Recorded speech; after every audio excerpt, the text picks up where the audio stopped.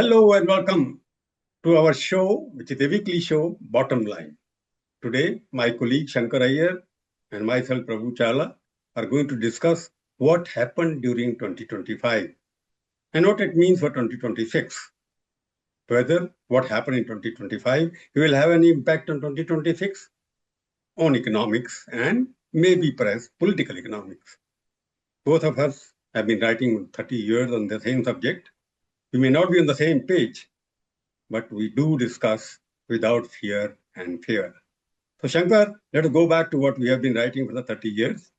What do you think happened in 2025? So 2025, Prabhu, has been a very interesting year. It started with a lot of hoopla that we will get a trade deal with the US, and then crisis visited us in April, and then more when they imposed the tariff on petroleum imports from Russia. So once that happened, the government went into crisis mode, and I think some reforms have happened. So they had earlier cut income tax rates, then they adjusted the GST rates. Uh, they have created some impetus for reform. Some momentum is there. New bills are being passed. Uh, a lot of these things are still to be felt in the economy. If you have to But the define, most if Shankar, if you have to define in one sentence or three words, the 2025 was a year of what for economics? accidental reforms, Sorry? the year of accidental reforms. Oh, it was accidental reforms, not Yes, planned and well thought. Why you call it accidental reform? because it was driven by the crisis they faced, because it was driven by the pressure of the US tariffs to open up the economy. So we have, for over 15 years, for instance, civil nuclear projects were in the freezer. Nobody was bothering because, various liability issues. This year, now the government has passed the Shanti bill, which promotes civil nuclear projects by private person. The labor laws, you and I have written about it for at least 20 years now. The various problems with the state and central labor laws. The code was created in 2015. Finally, they pass a law in 2025. So those are things that give you an idea that these are GST के बारे में तो we have been speaking. The GST rates are haywire. Even now they are not good. Even Basically, there are Shankar, you're trying to say that it was forced on the government. There were external compulsions which compelled the Modi government to go for some visible or symbolic reforms, like they had labor codes which nobody are able to understand or dissect so far. You're talking about there were some interest rates also, what they call adjustment or correction in whatever language they use it. And there was some kind of GST rationalization, which they call it. Who began it, who lost it, still are not able to figure out. But on the whole, you're saying it was a year of stable economy, but not much gung-ho or whatever you call wow economy. You can't say it was something miracle happened during the last 1 year, except that you got 8% growth in the last second or third quarter. so there were also political pressures, Prabhu. So the income tax cut came just before the Delhi elections. The GST adjustment came before the Bihar election. So there was a lot of political entrepreneurship also in this, how the reforms were promoted. But on the face of all the problems that is that India has sailed through. We can safely say that we sailed through, but next year is another challenge. You see, GST reforms was sold as one of the biggest ever reform happened during his regime. And yes, that was what happened all over the place. There were advertisements for 1 week in a row. There were seminars there. The special lecture was given. Address of the nation was there. Everything was there. But the end of it, what was the objective of this so-called GST reform?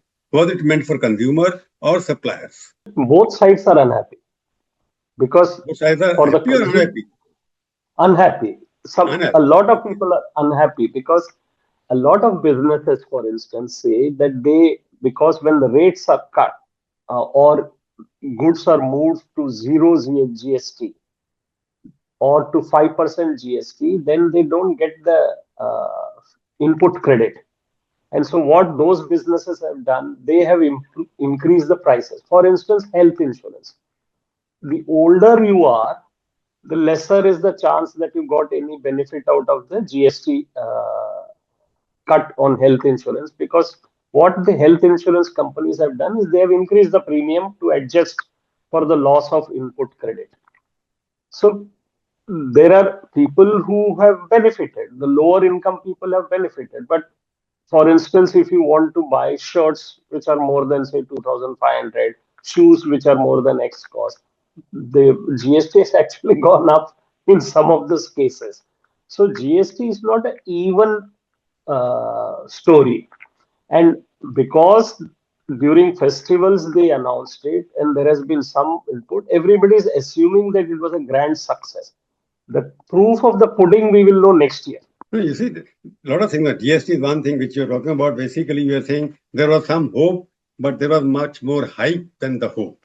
Is it right? It Yes, was a year of hope and yes, hype. What could you want to call it? hype. Yeah, the year of So, hope and hype. so GST. What I want to ask as a student of economics and a writer of semi-economics, that was it meant to increase some kind of a demand? Has it happened or not?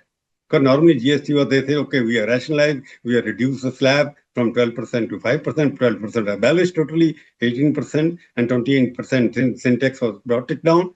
The ultimately objective of this great GST reform was to create extra demand, give extra demand so that people can buy more. Do you think it is happening? Because data which is GST collection, which will come for the third quarter, we don't know what is going to be there. But what do you think? Demand, I don't see any figures of demand going anywhere except gold So, demand. so Prabhu, there were two theories. One, that people were hurting because of inflation, and that inflation was because the GST rates were high. The second theory was consumption was down because GST rates were high. So the government decided, okay, we will readjust the GST rates to bring consumption up and inflation down. Now it was well timed in the sense that now inflation is seen as low and consumption, at least during Diwali, has gone up. But the GST collections don't reflect that. The quantum jump that they are propagating, that is not seen in the GST collections. The GST collections have dropped beyond the cuts that they, okay, so they cut some GST rates, so collection would be lower. But the collection is much lower than that. So it is not a magic bullet. So in the sense you're saying GST collections are either stagnant or going marginally, even after Hmm, drop in rationalization of rate. That reflects hmm. obviously because demand is not going, people are not buying more. Because you are saying inflation is under control. Now they're talking about 4% as against 2.4% earlier. So if the inflation is stagnant, rationalization of GST has gone down, the people must have bought more. It means they didn't buy as expected. So So the consumption also happened only where the people waited for the cuts. So for instance, automobiles, two-wheelers, there has been some bump up. But the big bang consumption that they expected, I think it has to also be across the year. Na? I mean, it can't be just in 1 month. We all eat every day, so the consumption has to be across a period of time. So I think what the GST collections figure shows is that there was a slight bump up, but not as much as so. There was hope that has been fulfilled, but much of the claim is hype. So what we can say in this section, the GST was supposed to create more in demand. It was Hmm. supposed to create much more supply as well. But at the end of it, it was more hype. And it has not Yes, happened. GST reforms it not have happened. not yielded the results which government had intended for. Is it? The magic that they claimed this was, or the So great uh, thing, it, is did, yet to it, be seen. it was a miracle which did not mesmerize. Yes, yes, well put. Yes. So go back to the second reform, which was much touted as one of the greatest reforms, which was pending for many years. Government of India Hmm. said we have this labor code. After many years, it has been said. I have not been able to decode the labor code. have you been able to do? And it was expected to make it ease of doing business and also generate more employment, guarantee to the employment people also that they will get a fifth letter appointment, they will get this, they will get that. What happened to that? I don't see any much noise in the labor market. Labor people are not happy. Who is happy? I don't know. I want to know from you the labor codes which are set meant to be, as you rightly pointed out, for foreign companies coming into India. Whether FDI has gone up or not, because after that, So it's too early for one because the rules and regulations are still being, some of the issues are still there. But there is no doubt that the new labor codes are a definite improvement on the earlier processes that companies had to go through. However, the government has now imposed certain costs on the companies which hire because they have created this that you have to, beyond a particular wage level, you have to pay for the PF and benefits and stuff. So what the government has done is it has made it easier for companies to employ on contract basis, but those contractual employees will have to be paid some benefits. The is it? companies which were till now not doing that are Hey, I'm complaining. looking at what it was supposed to standardize wage definition. It is coverage of gig workers because that is more in demand these days because they don't create any wealth, but they are there. They make more gigs than anything else.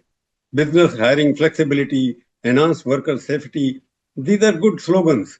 But question is, it was meant to generate more employment and give flexibility to private investment in India should have gone up. Forget about FDI. But during the 2025, private investment seems to be stagnant or not growing at all. So this was one of the reasons that the labor codes were pushed through because private investment was not happening. One theory was because laws are too harsh or rigid for investment to happen, and foreign investment was also not happening. Whether this actually translates into more employment or more jobs or more investment, Prabhu, I think we should give it another 6 months and we'll know by April, May. Intention of investment is not visible from the private sector. That's the only thing we can say.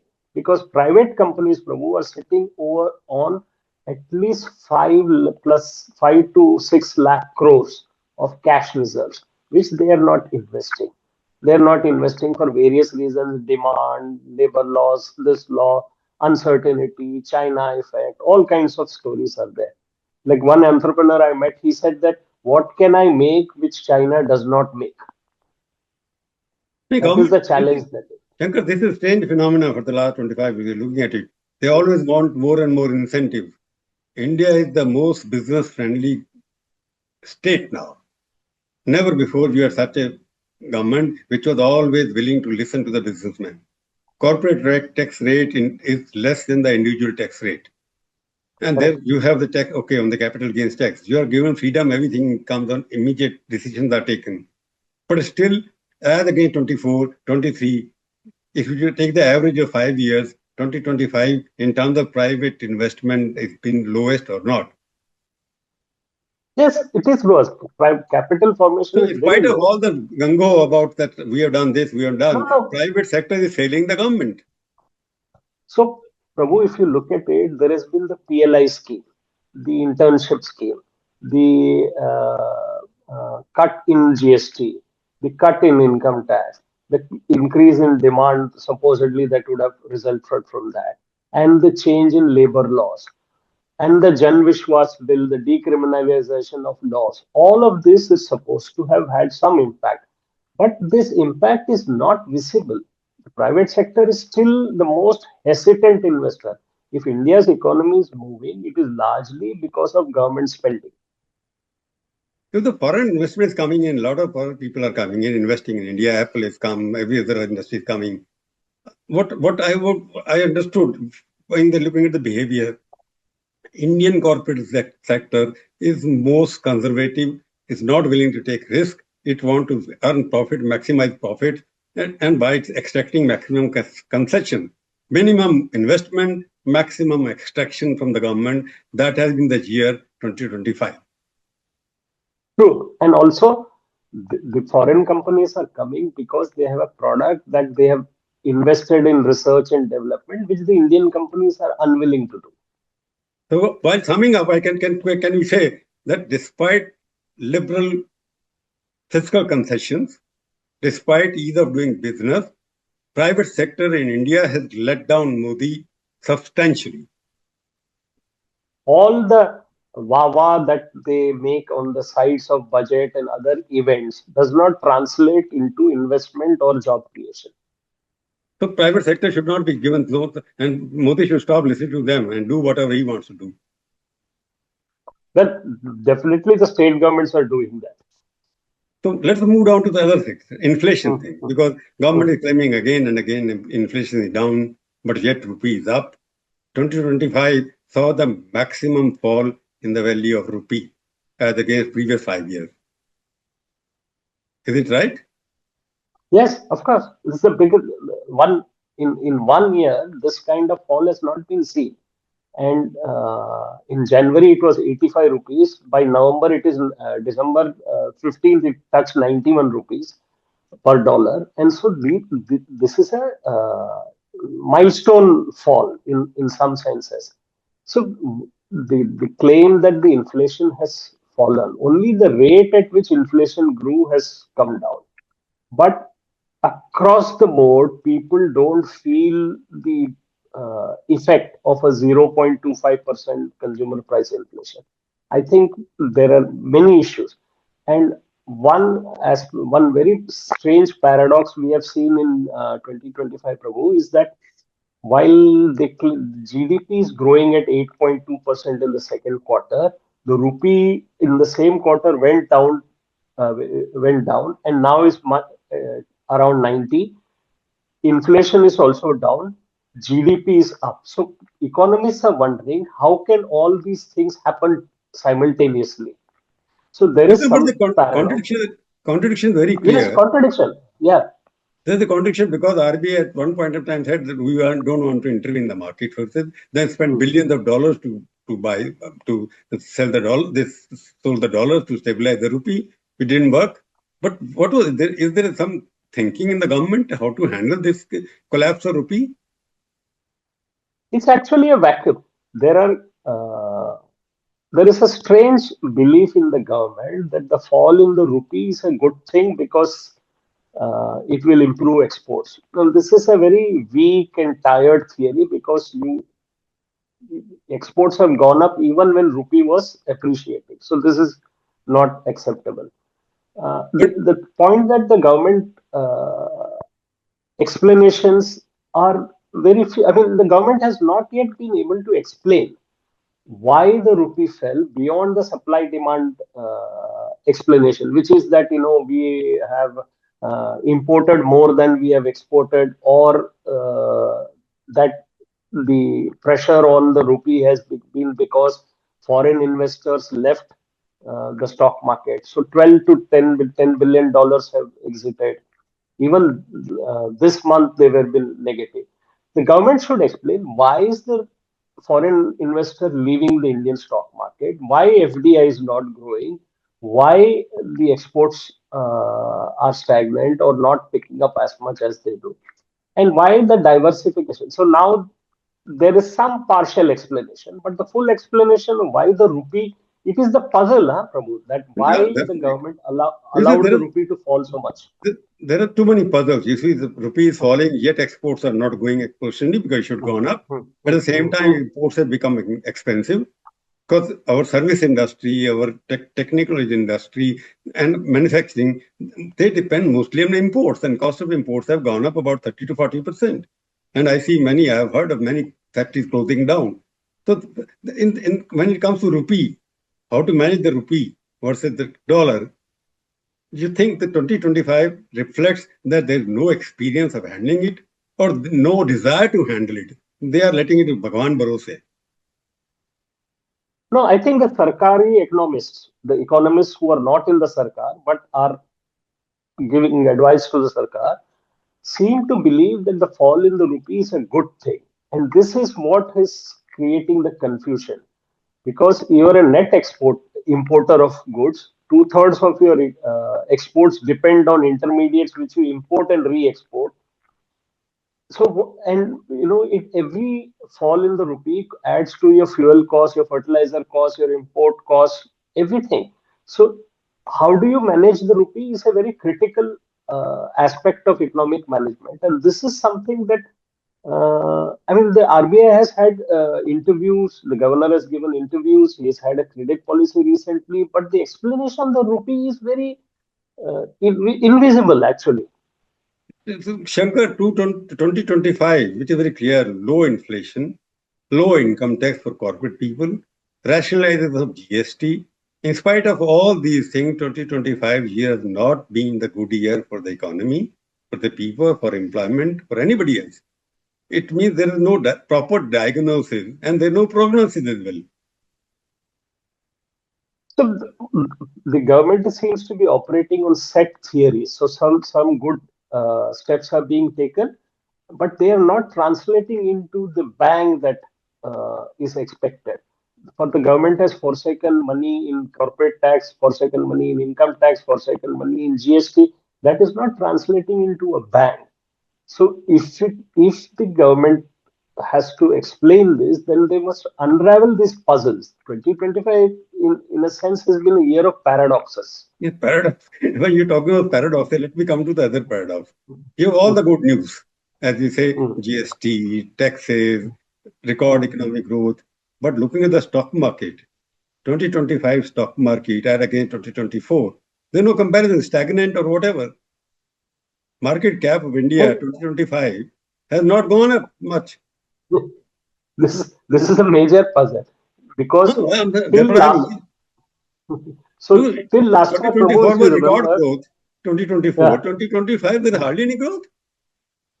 So, if you remember last year in 2024, all the so-called experts of the stock market said that India doesn't depend on foreign money anymore. Domestic investment is happening in this. And throughout 2025, all they have been saying, oh, foreign investor is pulling out, foreign investor is pulling out, foreign investor is pulling out. Why is the foreign investor pulling out?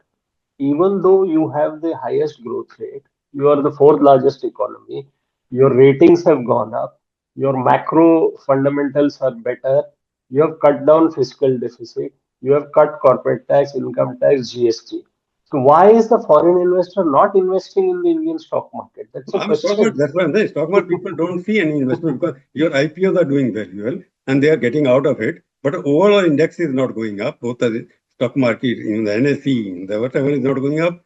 So what do you say 2024, 2025, when you look at the stock market, it was the year of either a wounded or sick bull. No, it was a year where the foreigners used Indian savings to exit the market. No, I'm defining the stock market. There was a bull Hmm. little bit as against 20. It has gone up. That bull was wounded or a sick wounded. It was not confident bull. Bearers are much Asleep. more impressive. Bull was asleep. Huh? Bull was sleeping. And the Sleeping. bear was up. So let us go now to the next issue, what you're talking about. Hmm. That GDP is up, as we discussed last time. Your rupee is down, and whatever parameters it got there. How do you look at 2026? What should the government do to get the confidence back, get the bull charging again, get the middle class buying more, because middle class is still not getting much into it? How do you think 2026 should like what is the medicine you would like to prescribe to RBI, to Nirmala Sitharaman or somebody else? Okay, do the three, four, five things. I think the first thing they should do is to explain this is what we are doing in the rupee, this is why it is following, and explains, give some rationale. Then they should explain what is happening to the trade deal with the US because everybody seems to be holding their breath on the trade deal. The third is that our imports from China are galloping. So, what are we doing in the import replacement? What kind of manufacturing are we growing? Because our manufacturing to GDP is still under 15%. In fact, last year, some parts of the year, agriculture was a larger had a larger share of GDP than manufacturing. I think the government first should understand what is happening and then find out why private companies which are in India are not putting up new plants, not putting up investment. Are we going to be a country of Swiggy's and DoorDash and all these companies, or are we going to be a country with new power plants, new projects, new facilities? This is a question that the government has to answer and explain in the budget. I think confidence is lacking. But one, I'm asking you what, for example, government should now forget about giving concession anymore. It should ask for now implementation. It should insist on they have got so much of borrowing at their hand. Maximum borrowing is what done in this government. How much borrowing you know with figures, and the interest payment has gone up. Now they have to have some kind of a revenue generation schemes also, so the government doesn't live on borrowing all the time. So it is basically that private investment should accelerate. They should force them Yes, to accelerate or withdraw facilities from them. there should be an explanation as to why, after all this, is not happening. And as you rightly said, the extension of incentives has to be put on pause to understand why this. If they are not able to invest, then we must relook at the model. The 2026 year should be year of action, not reaction. Yes, that's a perfect way to sum it up. That's a perfect way to sum it up. So the hype which was created in 2025 should be slowed down, should be muted, and they should go into the action mode, as Prime Minister Modi got into mission mode to pull the economy back into action. Private investment should go up, government investment should also go up, employment should be created, and more demand should be created 2026. Real results in the real economy. Yeah. So on that note, thank you very much. We end the 2025 discussion. We'll meet in 2026 again and discuss some other topic. Till then, thank you, Shankkar, for joining me. Thank you all for listening to it. My request to watch our channel, Bottom Line, every week, Sunday. Post your comment, share with your friends. Write any comment, ugly, bad, bitter, sweet. We will not mind. We will definitely respond. Thank you very much. They can also say what they would like us to discuss. Yeah. Thank you.